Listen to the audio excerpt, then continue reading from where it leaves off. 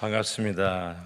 작년 5월 달에 왔던 것 같은데 이렇게 여러분과 다시 또 이렇게 만나서 부족하지만 같이 서로 도전받고 배울 수 있는 기회가 돼서 너무 감사합니다. 어떻게 이게 아이스 브레이킹을 좀 하면 좋겠는데 어떻게 하는지 모르겠네요. 서로 잘 아시죠? 여기 계신 분들 서로 잘 아시죠? 만나서 반갑습니다. 한번 인사라도 할까요? 오시느라 수고하셨습니다.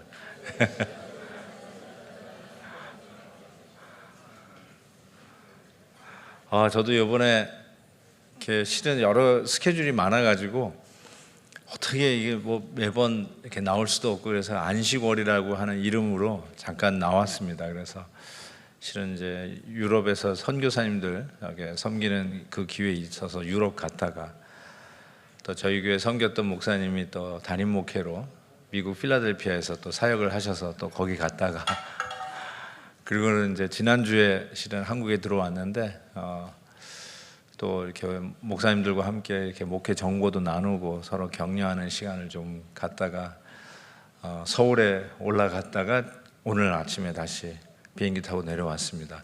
좀 바쁜 스케줄 속에서도 감사한 거는 실은 뭐 여러분에게 강의를 하는 위치에 있지만 실은 제가 훨씬 더 많이 배운다고 말씀드릴 수 있을 것 같아요. 그래서 같이 이렇게 동역자의 자세 위치에서 서로 배우는 그런 기회가 되었으면 좋겠습니다.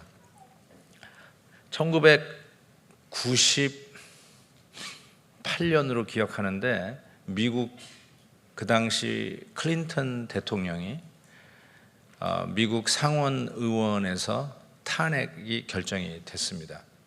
죄송합니다. 하원 의원에서 탄핵이 결정이 됐습니다.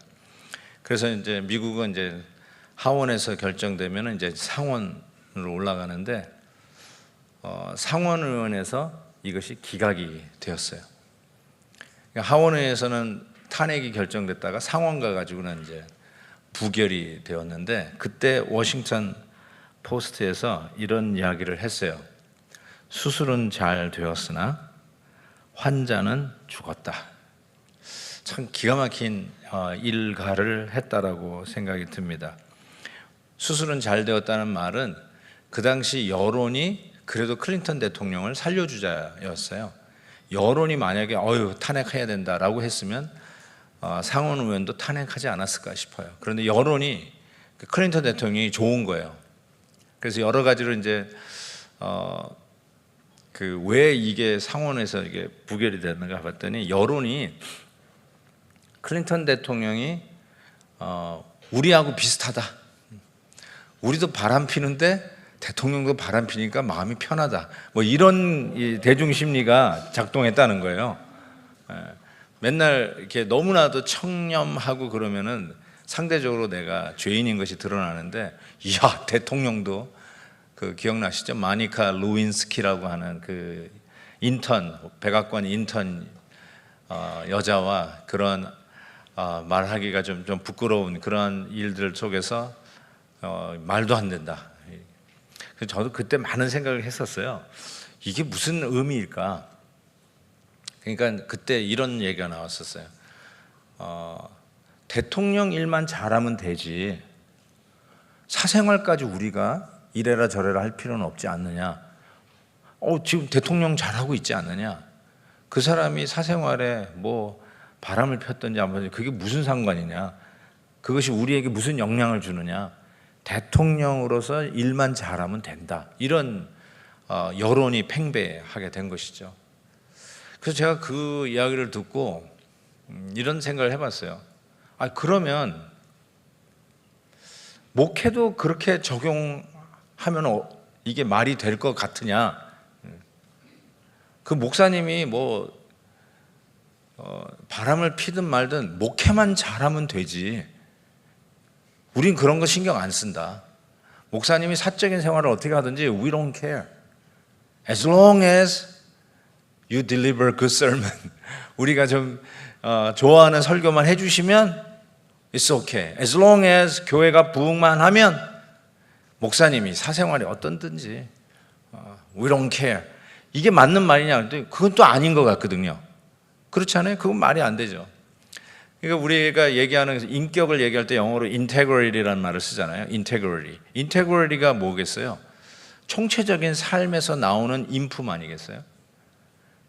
설교 강단에서만 나타나는 인격이 아니라 실은 가정에서 아내를 대할 때, 우리 자녀들을 대할 때, 아니면 동료 목사들을 대할 때 그때 똑같아야지. 그게 항상 똑같아야지. 성도들을 대하는 자세하고 우리 자녀들을 대하는 대사하고 이게 똑같아야지.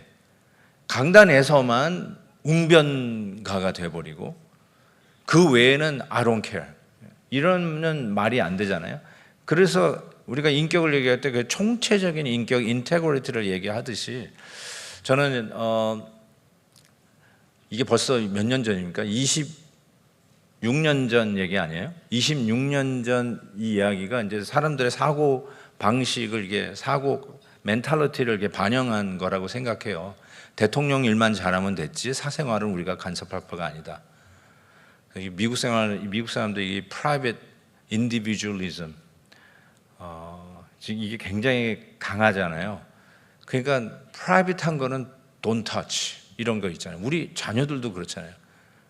우리 아이들 방에도 지금은 다 시집장가 갔지만 자기 방에 이렇게 써 있잖아요. 들어오기 전에 노크하시오. 아니 내 딸 방에 내 아들 방에 들어가는데 무슨 노크를 하고 들어갑니까? 그러니까 privacy. 아빠 우리에게도 privacy가 있어. 그렇지 privacy가 있지. 그렇지만 아빠가 딸 방에 들어간다고 아들 방에 들어간다고 하는데 내가 네 프라이버시를 침해하는 거냐? 그건 아니잖아요. 우리 가족이라고 하는 컨셉이 있듯이 이런 것들이 이제 아이들 사고 방식이 있으니까 대통령 그 백악관에서 일만 잘하면 되지 그 사람의 침대 생활까지 우리가 관여할 건 아니다. 프라이버시 이거 굉장히 위험한 사고 방식인데 이게 이제는 현실화 되었다. 이제 완전히 수면 위로 부상한 것뿐만 아니라 아예 우리의 삶의 아예 라이프 스타일이 되어버렸다라는 생각을 하게 됩니다. 그런 의미에서 목회는 잘했으나 교회는 뒤돌아보니까 죽었다. 이런 표현이 가능한 표현이 아닐까 저는 한번 그런 질문을 해보게 됩니다. 교회의 어떤 양적 성장 면에서 목회를 잘하고 싶은 욕심이 앞서서 교회의 본질보다는 교회 성장에 지나친 관심을 가져서 오히려 목회가 부진하는 현상이 두드러지는 것이 아닌가.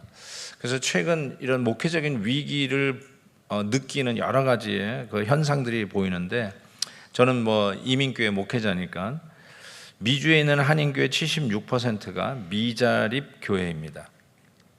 아마 한국보다 좀 더 높지 않나 싶어요. 이게 아무래도 이 디아스포라 교회 현 주소입니다. 설상가상으로 이 팬데믹이라고 하는 2년 반 또 길게는 3년까지도 잡는 이 기간을 통해서 미자립 교회들이 더 힘들어지고 문을 닫는 경우가 허다해졌습니다. 정확한 통계로 이렇게 보지는 못했지만 우리 LA 이 캘리포니아만 해도 이 로스앤젤레스 남가주만 해도 500교회 한인 교회가 문을 닫았다고 합니다. 500교회가요. 지금 미주에 3,000여 교회, 원래 4,000교회까지 얘기했는데 이번 팬데믹에 이렇게 많은 숫자의 교회가 문을 닫았다는 것이죠. 이런 걸 생각해 보면 와 정말 우리 식으로 얘기하면 목회할 맛이 안 나는 거죠. 야, 이게 지금 우리가 지금 떠안은 부담인 거죠. 그리고 이제 한국이 너무 잘 살게 돼가지고 저도 오늘도 김포공항에서 이렇게 왔지만 저 김포공항에서 이렇게 보면서 40여 년 전에 내가 여기서 미국으로 이민을 갔는데 그때만 해도요 친구들이 저 부러워했어요. 그러면서 이런 얘기도 했던 기억나. 너 한국 가면 나한테 파카 볼펜 하나 보내라고. 여러분 그 당시에는 뭐 몽블랑이니 뭐 이런 펜 몰랐어요. 파카가 최고였어요. 근데 요즘 파카 볼펜 쓰는 사람 내가 본 적이 없어요. 네. 그러니까 그런 시대에 부러워했다고요. 제가 미국 가는데. 근데 제가 뭐 미국 가가지고 잘 산 건 아니고요. 아주 전형적인 이민자의 삶을 살았죠. 예. 흑인가에서 비즈니스 하시는 우리 아버님, 어머님 도와드리면서 그렇게 공부하면서 살았는데, 어쨌든 요즘은 너무 잘 살게 돼가지고 우리 교회도 그렇지 역이민들이 참 많습니다. 제가 요즘 안 하던 일들을 하는데요. 안 해왔던 일들을 하는데, 그게 뭐냐면 우리 성도님들 생일 축하를 제가 1년 동안 하기로 다짐을 했어요. 그래서 매일 교족부를 계속 뒤지면서 생일 맞는 성도님들 이제 생일 축하를 카톡으로 최선을 다해서 하고 있는데요. 지금 몇 월이죠? 10월이죠? 이제 조금만 하면 끝나겠네요.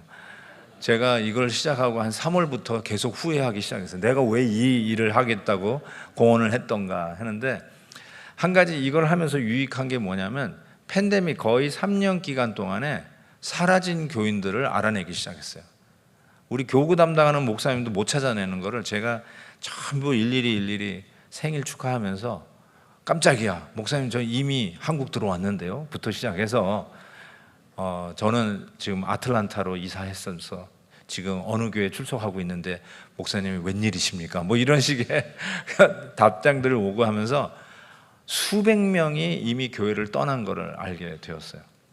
예를 들면 이제 그런 것들이죠. 사람들이 이게 무백 역이민해서 한국으로 돌아오니까 실은 캘리포니아에 지금도 통계적으로는요, 이민자가 들어오는 수가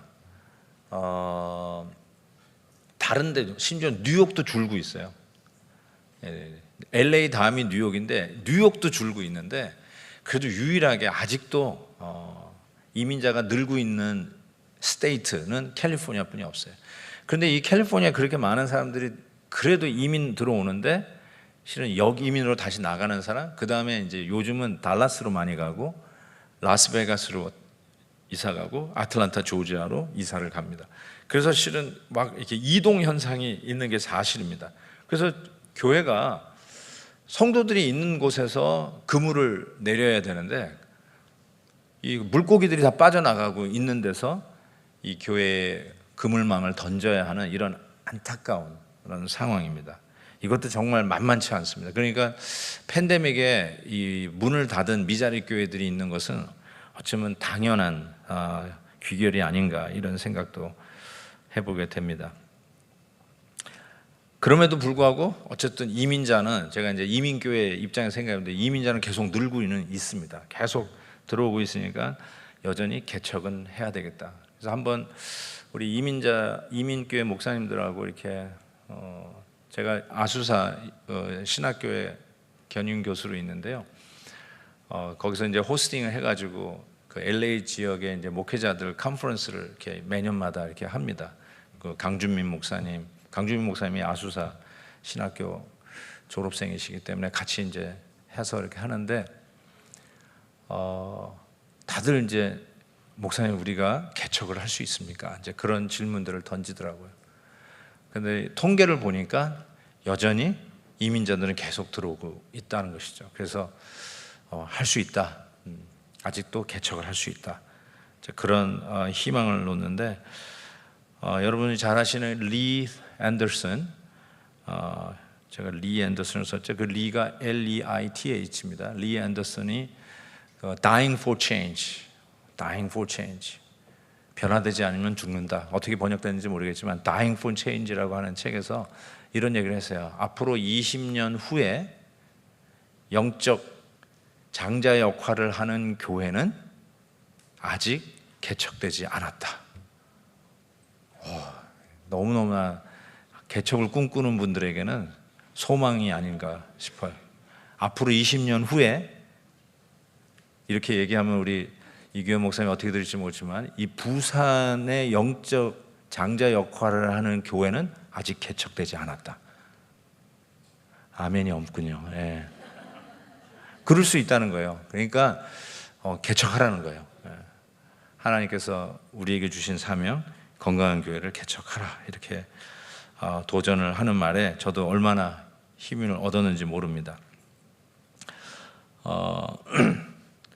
이런 의미에서 저는 우리 모두가 가지고 있는 꿈이 교회를 개척하든 아니면 기존 교회 후임으로 가든 건강한 교회를 다 지향하지 않습니까?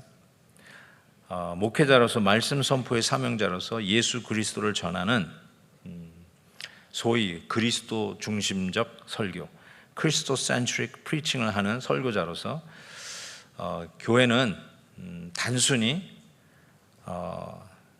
가려운 귀를 긁어주는 시원한 한국말을 들려주는 현장이 아니라 시원하게, 그 말을 그대로 쓴다면 복음을 전하는 자리가 바로 교회이다 라는 생각을 합니다. 하나님 나라의 확장 사명에서 이런 기회는, 이 말씀 강단의 기회는 다시 못 올 황금의 기회다, 이렇게 말씀드릴 수 있을 것 같습니다. 신학적 성경 기초로 한번 넘어가죠. 신학적 성경 기초로 넘어가면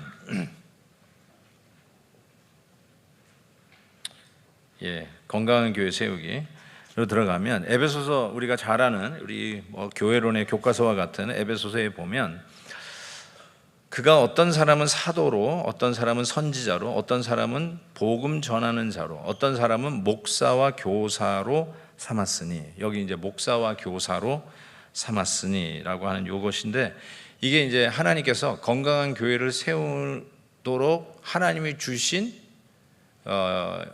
우리 요즘 잘 쓰는 표현으로는 기름 부은 방법, God ordained method. 건강한 교회를 하나님이 세우시기 위해서 기름 부은 방법. 기름 부은 방법이란 말은 제가 해석하기는 변하지 않는 방법이란 뜻이죠.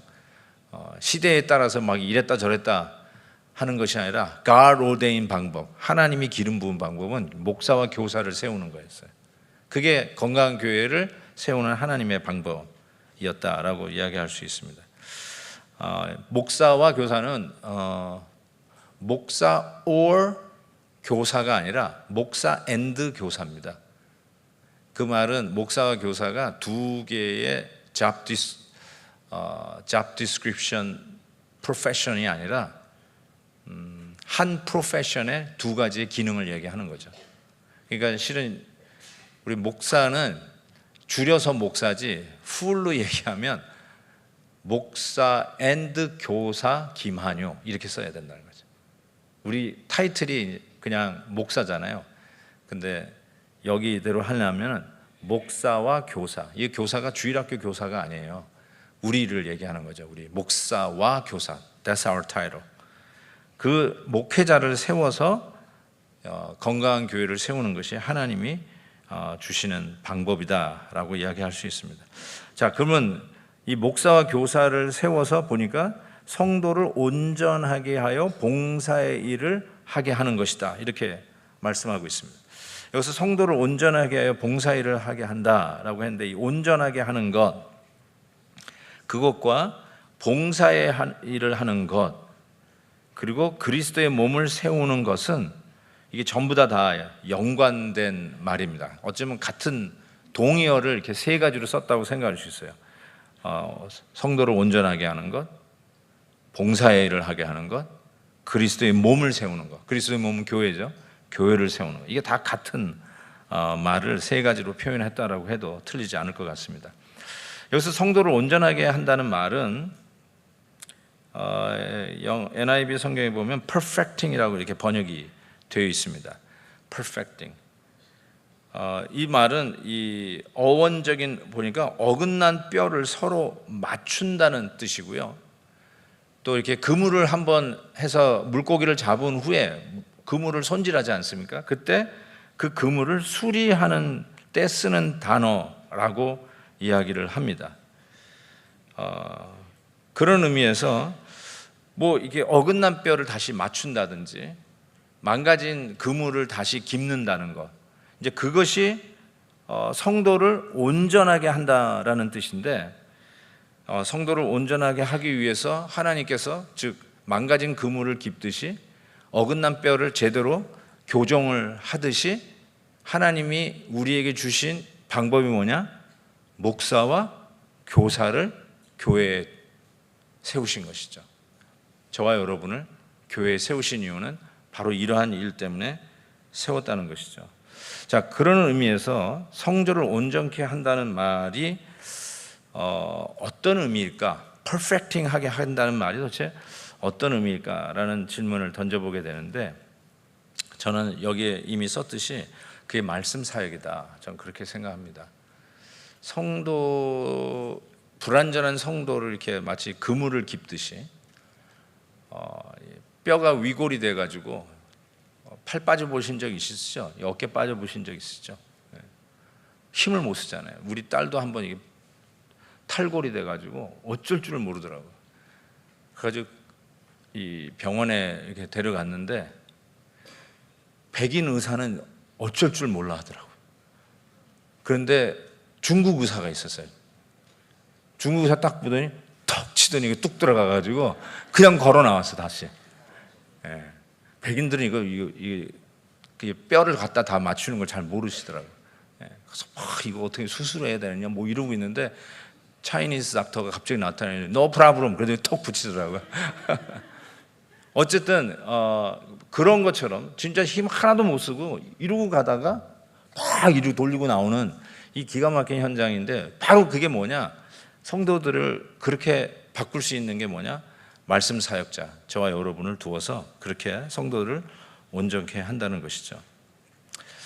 그래서 요한복음 15장 3절에 보니까 너희는 내가 일러준 말로 이미 깨끗하여졌다. 이 말씀 사역의 어떤 다이내믹을 여실히 보여주는 구절이라 생각하고, 그 다음 사도행전 말씀은 제 어떻게 보면 뭐라고 그러죠, 이렇게 슬로건이 돼버린 말씀이 돼버렸는데요. 거기 보면 이 사도 바울이 에베소 장로들하고 밀레도에서 서로 눈물에 이별을 하면서 했던 그 말인데요. 여기 보시면 이렇게 되어 있어요. 내가 여러분을 주와 및 그 은혜의 말씀에 부탁하노니. 이 은혜의 말씀에 부탁한다는 말이 확 꽂혀버렸어요.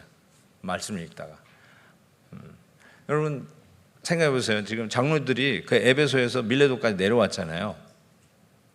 그래서 자기가 개척한 교회, 그 에베소 교회를 장로들에게 하면서 뭐라고 얘기할까요? 장로님들 교회를 부탁합니다. 그게 맞는 말이잖아요. 장로님들 교회를 부탁합니다. 근데 장로님들이 뭐라고 얘기하냐면 은혜의 말씀에 부탁합니다. 말씀에 부탁합니다.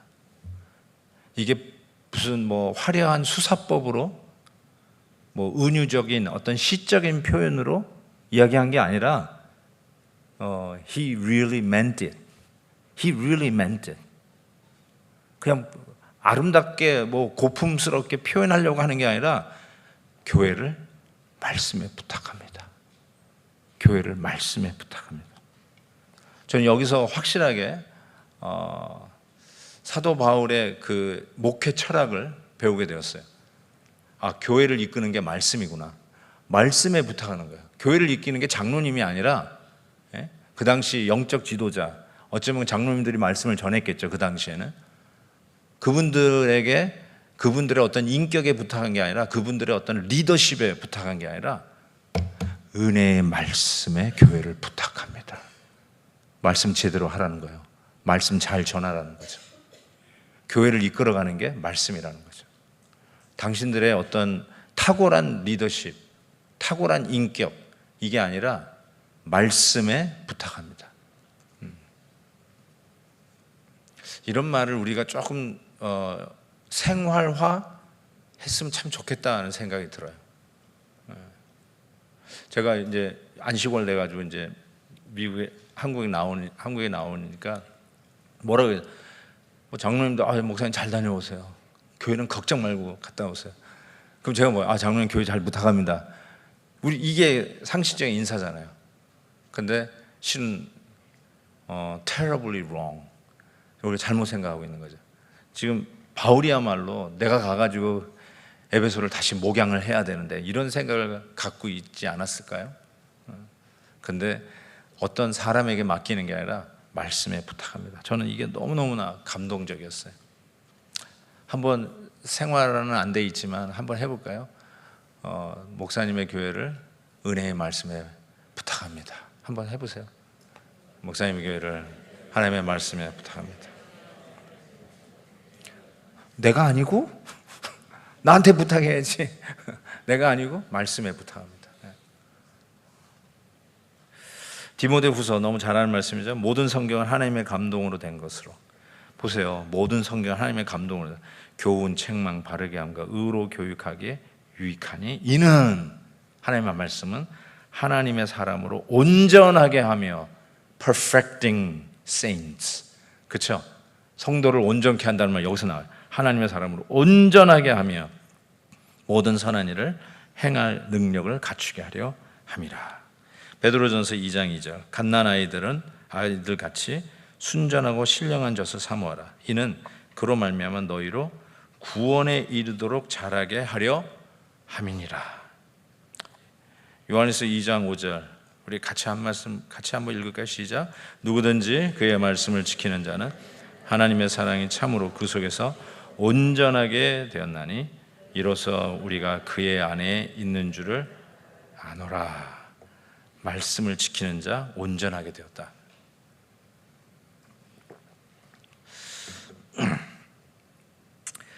스텔조와 답슨의 그 컴백 처치라는 책이 있습니다. 이거 아마 번역이 된 걸로 알고 있습니다. 다시 부흥한 324교회 성장 리포트. 아마 여러분도 아마 보셨으리라고 생각했는데요. 침체했다가 다시 성장하기 시작한 미국 교회 324교회를 대상으로 연구한 책이에요. 그래서 다시 부흥한 교회 지도자들은 교회를 새롭게 되려면 강력하고 효율적인 리더십이 기초돼야 된다고 설명을 하면서, 그러니까 리더십에 대해서 아주 중요하게 강조를 했어요.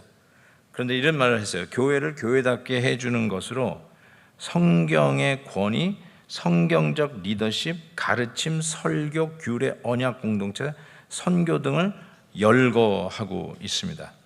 전 여기서 뭘 이렇게 깨닫게 되냐면, 역시 무슨 얘기를 했냐면, 이렇게 quote, 많은 목회자들이 말씀 연구와 설교 준비에 더 많은 시간을 추가로 할애할 계획을 세웠다.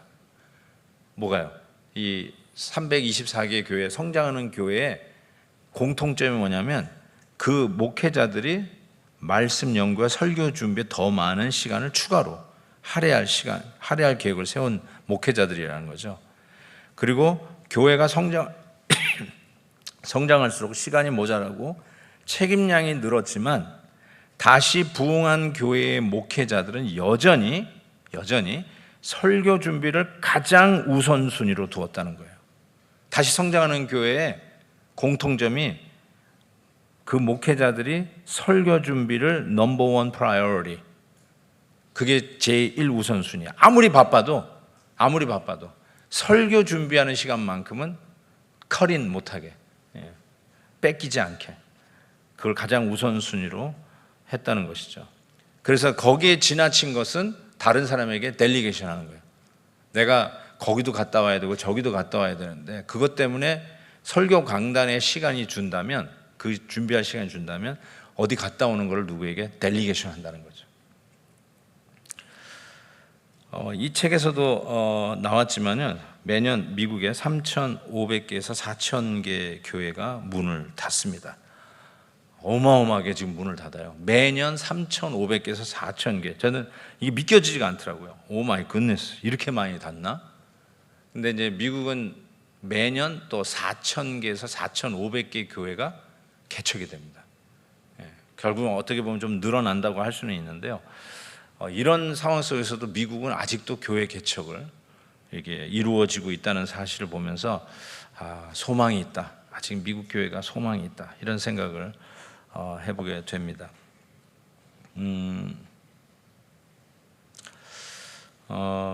한국은 지금 6만 개 교회가 있다고 하는데 맞습니까? 이번 팬데믹 때 8천 교회가 정도 문을 닫았다는 이런 통계를 제가 봤습니다. 저는 이걸 보면서 이제 이런 생각을 해봤어요. 개척도 정말 우리에게 있어서 너무나 중요한 일이지만 이게 생명력을 잃어가는 교회에 가서 그 교회들을 다시 살려내는 일 역시 못지않게 중요하다. 라는 생각을 합니다. 저는 개척은 안 해봤어요. 안 해봤는데 제 친구들 동기들을 이렇게 보니까 반은 개척하고 반은 이렇게 저같이 이제 기존 교회에 가서 이렇게 목회를 하고 있습니다. 또 이렇게 우리 신학생들한테 강의를 하다 보니까 이제 개척의 꿈을 꾸고 있는 사람들에게, 또 심지어는 우리 교회에 이제 같이 사역하고 있는 우리 목사님들이 개척도 원하는 분도 있고 아니면 이제 후임으로 가기를 원하는 분도 있는데, 이렇게 묻더라고요. 개척이 어렵습니까? 후임이 어렵습니까? 한번 그 얘기만 오늘 밤 해볼까요? 후임이 어렵습니까? 개척이 어렵습니까? 저는 이제 제가 스스로 그래, 나는 후임 전공이다 이렇게 얘기를 하는데 후임 만만치 않을걸요. 제가 개척은 안 해봤지만 개척을 하면은 우리 개척하는 목사님들이 계속 들어보니까 그 시작할 때 그냥 뭐 사글세 방에서 뭐 지하 단칸방에서 되게 그렇게 시작하더라고요. 그러면서 춥고 배고프고 이런 이야기를 하는데, 그 기간만 지나면은 우리끼리 얘기해요. 자기 마음대로야. 네. 근데 후임은 어쨌든 청빙을 받아서 오니까 어떤 대우가 있겠죠. 그래서 뭐 이렇게 춥고 배고픈 걸로 시작은 안 할지 모르지만 자기 마음대로는 안 돼.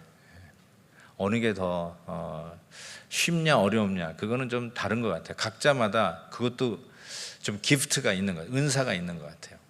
있는 것 같은데 저는 이제 후임으로 이제 목회를 하다 보니까 체질 개선, 우리식으로 얘기하면 체질 개선, 좀 더 건강한 교회로 만들기 위한 어떤 나름대로의 어떤 블루프린트를 가지고 목회를 시작하게 되는데, 그것이 이제 체질 개선이죠. 어떻게 하면 이제 교회가 다시 라이브해지는가, 생명력을 가지고 일어나는가, 이제 이런 거에 저는 이제 항상 관심이 많았거든요. 그래서 기존의 전통을 살리면서 좀 더 새로운 하나님이 뜻하시는 시대적인 요구에 부응하면서 이 말씀 사역의 액셀러레이터, 이 악셀레라를 밟는 이런 사역들을 항상 생각해 왔습니다. 저 같은 경우는 굉장히 그런 것들이 좀 많이 도움이 됐던 것 같아요. 그래서 제가 이 기존에 있었던 것들, 저는 이제 원로 목사님 두 분을 모셔봤는데요. 다들 탁월하게 목회를 하셨던 목사님들이세요. 그러니까 그렇다고 해서 뭐 이렇게 뒤에서 간섭하시거나 그런 적은 한 번도 없으셨고요. 그럼에도 불구하고 그 무게감 같은 거는 떨쳐 버릴 수가 없죠. 그분들의 존재감 같은 거는 떨쳐 버릴 수가 없었어요. 그래서 제가 베델교회 오자마자 저는 이제 하나 여러분에게 얘기하고 싶은 거는, 저는 교회 어떤 표를 매해 정해요. 표를 매해 정하는데 그게 어떤 방향성을 제시하거든요. 근데 처음 와가지고 이제 목회를 하는 첫 원년에 어떤 교회 표를 할까 하다가 이런 표를 정했어요.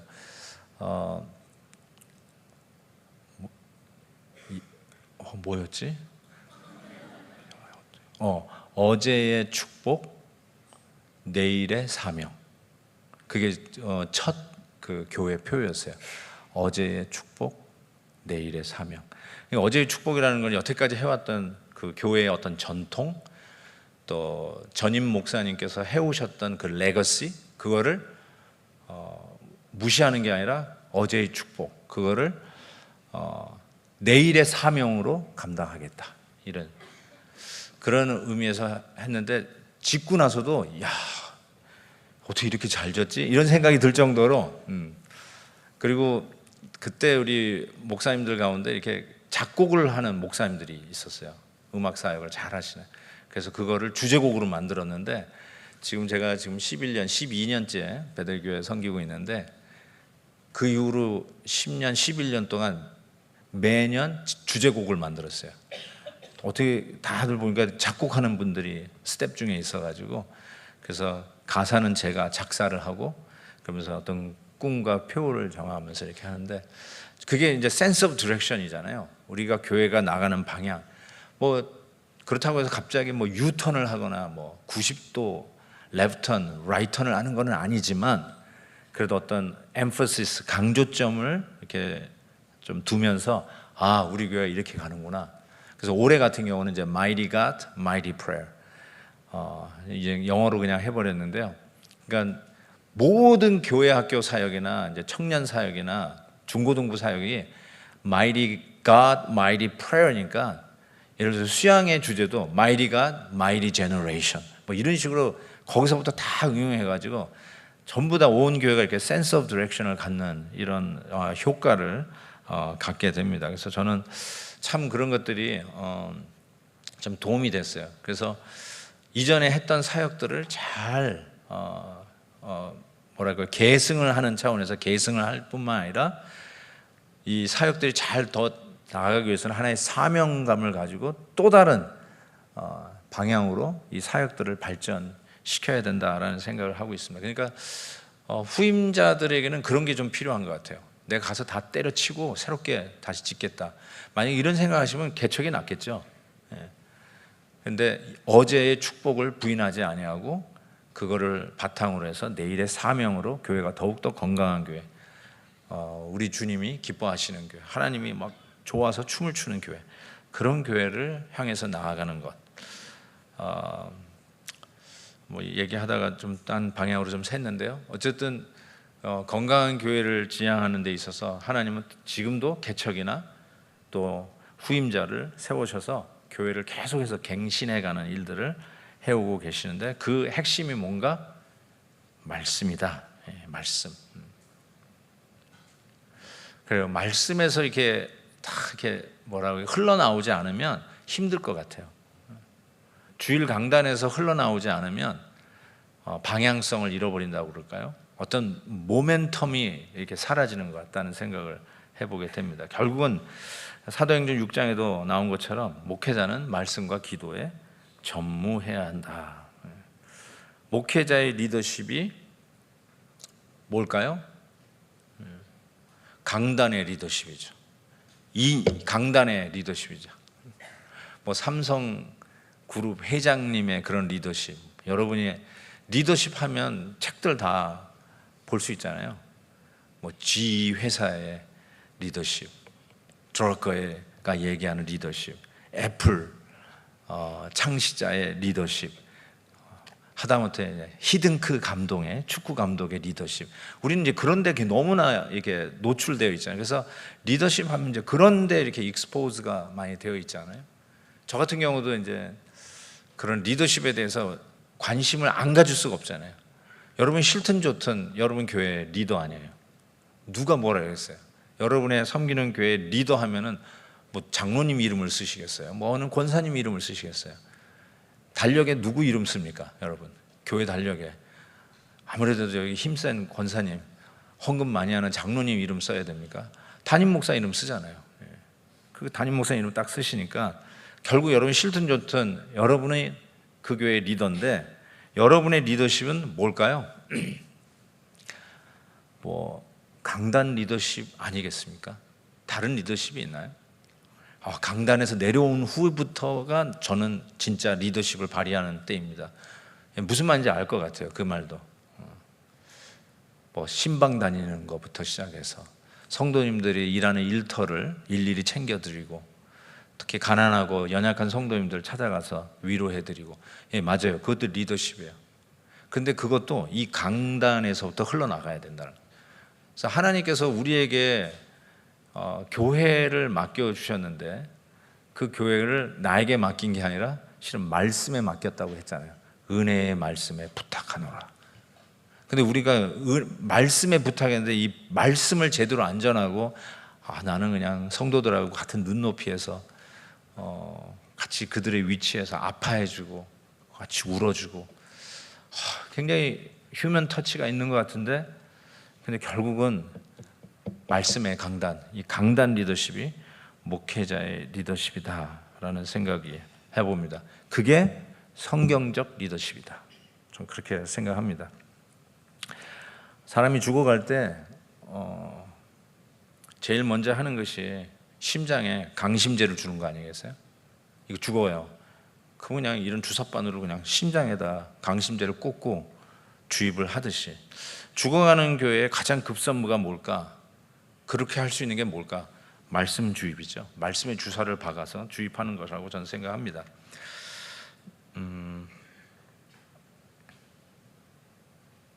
고린도전서 1장 21절에 보면 하나님의 지혜에 있어서는 이 세상이 자기 지혜로 하나님을 알지 못하므로 하나님께서 전도에 미련한 것으로 믿는 자들을 구원하시기를 기뻐하셨도다.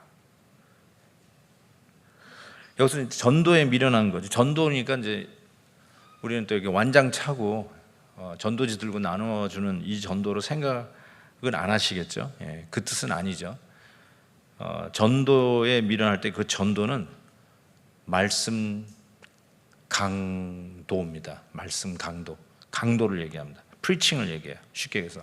그러니까 다시 얘기하면 오늘 고린도전서 1장의 말씀은 하나님의 지혜가 뭐냐면 설교에 미련한 것으로 믿는 자들을 구원하시기를 기뻐하셨도다. 어게인, 하나님의 기름 부은 방법, 설교예요. 설교. 교회를 세우는 하나님의 방법, 목사와 교사를 세워서 그들로 하여금 말씀에게 부탁하는 거예요. 말씀을 전하게 하는 거예요. 그거를 뭐라고 얘기하냐면 미련한 것이라고 얘기했어요.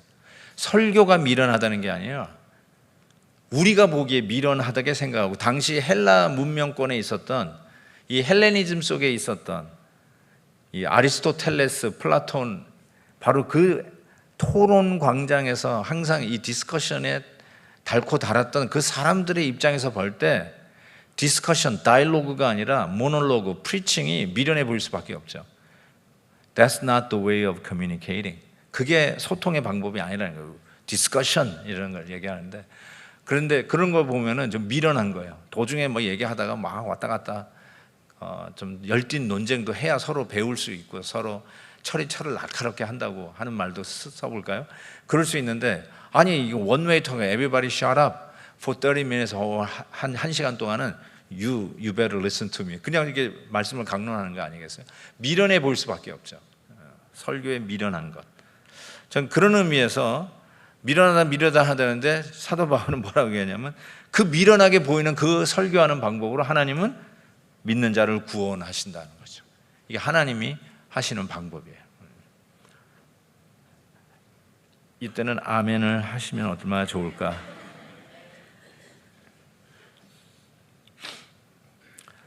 그러니까 저는 이제 솔직히 미련하다는 거 우리도 그렇게 느끼지 않나요? 저는 그렇게 느껴요. 꼭 이렇게 해야 되나? 그냥 하나님께서 하늘 위에 구름으로 너 안 믿으면 지옥이다, 이런 거 한번 써주시면 얼마나 좋을까.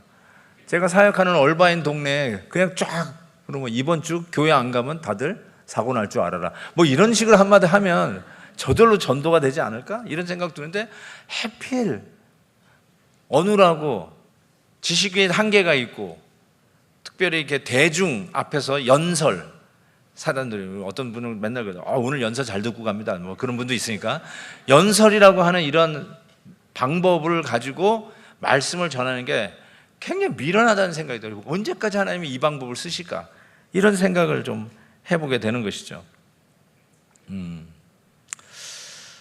옛날만 해도요, 저는 이제 모태신앙으로 컸으니까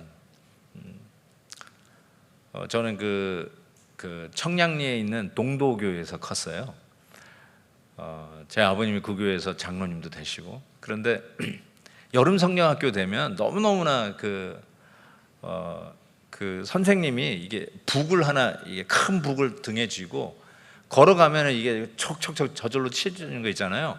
그거 지고 동네 한 바퀴 쫙 돌면 그 동네에 있는 모든 아이들을 다 싹쓸이 해가지고 예배당으로 들어볼 수 있었어요. 그 여름 성경학교 그렇게 시작했던 기억이 납니다.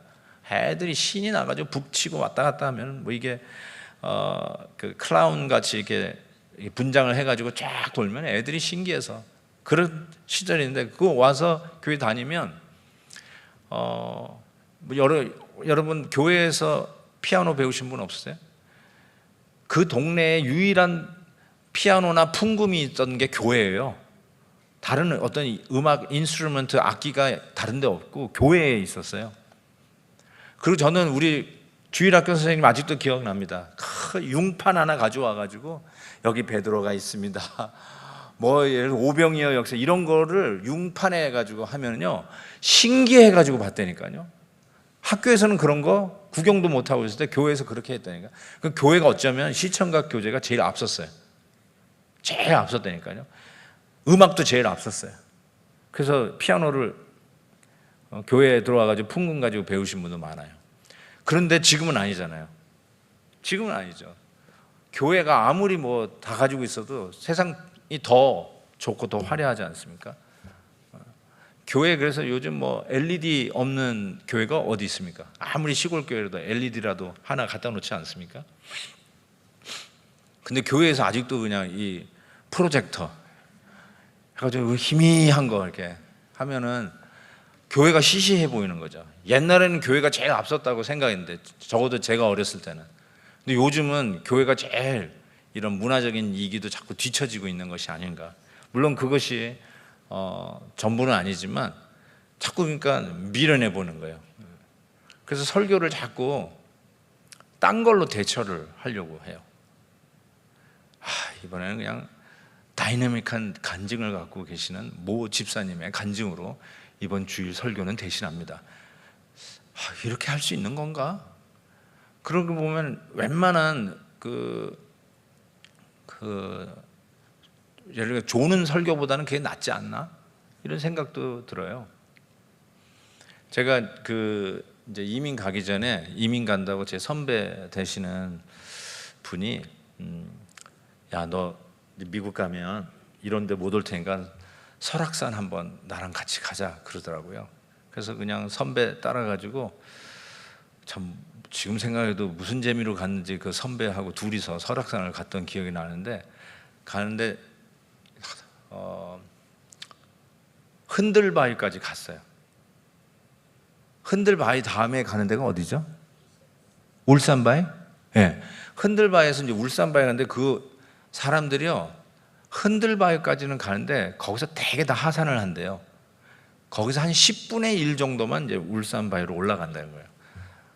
그걸 어떻게 알았냐면 그 형이 울산바위까지 가자고 그러더라고요. 그래가지고 낑낑해가지고 지금 어떻게 되는지 모르겠는데 이렇게 그 바위에다가 이게 사다리를 박아가지고 이렇게 올라가는데 그 위에 딱 올라가가지고 했더니 거기 뭐 한 20-30명 둘러앉으면 꽉 차는 그런 공간이었던 거 기억나는데 그때 그 위에서 어떤 분이 그러더라고요. 그러면서 여러분은 선택받은 사람들입니다. 그러면서 그때 들은 거예요. 저 울산바위까지는 수백 명이 올라오지만 여기에는 chosen few 몇 명의 선택받은 자들이 온다는 거예요. 그랬더니 옆에 어떤 사람이 야 웬만한 설교보다 낫다 딱 그러더라고. 제가 그거 놓고 깜짝 놀랐어요. 웬만한 설교보다 낫다. 야 그 이야기를 듣는데 막 갑자기 내가 스페셜 한 것 같고 뭔가 이렇게 선택받은 것 같고 하는 동기부여가 생긴다는 말이에요. 그러니까 웬만한 설교보다 낫다? 뭐 이게 무슨 말일까요? 설교가 졸리다는 거죠 그 당시에. 누군지 모르겠지만 어쨌든 그런 얘기가 좀 생각이 나는데 그런 의미에서 참 설교는 미련해요. 우리 설교가 얼마나 사람들의 그 집중력을 흐트르지 않게 자꾸 한 30분, 40분 끌고 갈 수 있을까? 이거 쉽지 않죠. 집중할 수 있는 그 스팬, 그 기간이 점점 줄어들고 있는 시대 아닙니까? 그래서 요즘도 설교를 30-40분짜리 듣는 젊은이들이 별로 없고 딱 봐서 전부 다 10분 미만 아니면 요즘은 1분, 2분짜리 쇼트 전부 다 우리 교회도 할 수 없이 그거 했어요. 그래서 쇼트를 그냥 올려놓는데 이 정도로 집중할 수 있는 우리 스팬이 이렇게 줄어들고 있는가라는 생각이 듭니다. 그러니까 설교라고 하는 것이 어떤 의미에서는 지금 우리가 진행되고 있는 경향, 트렌드에 비하면 이게 역행하는 것 같아요. 이 강다생에서 그것도 다이로그도 아니고 모놀로그, 그것도 30분, 40분 세상에서는 영화도 보여주고 한다지만은 우리가 아무리 뭐 영상 가끔씩 사진도 띄우고 저도 그렇게 웬만하면 하려고 애를 쓰지만 한들 세상적인 그런 비디오 프레젠테이션에 비할 바가 되겠어요. 우리가 거기 전공도 아닌데. 그러니까 자꾸 지루해지고 이렇게 뭔가 이렇게 어텐션을 끌지 못하고 조는 성도들이 생기고 아예 그냥 여기도 기둥이 좀 몇 개 있네요. 기둥 뒤에 성도들이 모이는 이상한 교회들. 왜 일찍 오나 그랬더니 기둥 뒤에 먼저 앉으라고. 야, 참. 그러니까 설교가 미련하다는 말이 점점 이 2000년 전에 쓴 이 사도 바울의 서신 속에서 이 미련하다는 말이 설득력 있게 다가오는 것이죠. 그럼에도 불구하고 하나님께서 교회를 건강하게 세우시는 기름 부은 방법은 강단뿐이 없다는 거죠. 이 강단을 통해서 whole counsel of God, 하나님의 온전하신 뜻이 성도들에게 전해지도록, 그래서 하나님의 지혜가 전해지도록 하나님께서 기름 부어 정하신 방법 바꾸지 않아요. 이거는 지금 뭐 챗 GPT 시대가 되어도 이 방법은 안 바꿔. 이 강단 말씀을 통해서 하나님의 지혜를 전하기를 원하시는 것이 하나님의 뜻이다. 그래서 J.I. 패커, 얼마 전에 소천하신 J.I. 패커가 이런 이야기를 했습니다. 제가 적어놨죠. 강단의 독백이 비효율적인 의사소통 방식이며 책과 영화와 텔레비전과 테이프와 그룹 공부와 토론이 전부 그것에 대한 온전히 수용될 수 있는 대체물일 수 있다는 의심이 오늘날 표명된다. 이제 위기를 느끼는 거죠. 강단의 위기예요. 필자는 우리 J.I. 패커는 이러한 견해에 반대하며 설교가 단순한 의사소통 이상의 것임을 주장한다. 이렇게 얘기했어요. J.I. 패커는요 이렇게 얘기합니다. 절대로 이 강단은 irreplaceable, 대체 불가하다 이렇게 얘기했어요. 그러니까 주일 설교를 대신할 영화나 주일 설교를 대신할 간증 있을 수 없다. 하나님께서 기름 부어서 목사와 교사인 우리에게 하나님의 지혜를 전하는 하나님의 방법으로 이 강단을 맡기고, 이 교회가 한 인간의 리더십에게 맡겨진 게 아니라 말씀, 그를 통해서 전해진 말씀에 부탁한 건데, 이 말씀의 강단은 그 어느 것으로도 대체 불가하다. 믿으시면 아멘 하세요. 대체가 가능하면 여러분은 어쩌면 대체 가능한 거를 연구하셔야 돼요. 지금 이루고 있을 때가, 왜냐하면 설교는 미련하니까, 세상이 미련하다고 생각하고 있으니까. 그러니까 대체 가능한 걸로 가셔야 돼요. 이루고 있을 때가 아니에요. 근데 하나님의 방법은 대체 불가하다. 이 강단은 대체 불가하다. 그러니까 말씀에 우리가 더 집중해야 되겠죠. 로이 존스 목사님이 이렇게 얘기했어요. 설교 사역이란 내게 있어서 어떠한 소명보다도 가장 높고 위대하고 영광스러운 소명이다. 모든 사역 위에 우리 교회가 하는 사역들이 얼마나 많습니까? 저희 교회는 이렇게 사역이 한 100개 돼요. 그래서 저희는 그 사역의 팀장을 세워서 사역을 진행합니다. 그래서 매년 사역 팀장을 세우는, 제가 이제 돌아가면 그 사역 팀장을 다 뽑아야 돼요. 그게 제일 힘들어요. 어떨 때는 물론 연임할 수도 있지만 이렇게 새로운 사람들에게 팀장을 맡겨서, 그래서 은퇴하신 장로님도 팀장을 맡아서 이렇게 섬기실 수 있어요.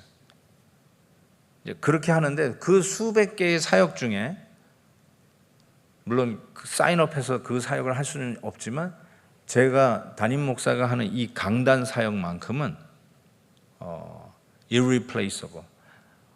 목사님 작년 한 해 동안 수고하셨는데 올해는 제가 하죠. 하가지고 그 어느 장로님이 이 강단을 맡을 수가 없는 거죠. 이 강단만큼은 irreplaceable하고 모든 100가지 사역이 있다 할지라도 그 중에 가장 우선시돼야 할 사역은 강단 사역이다. 그 이야기를 좀 하고 있는 것이죠.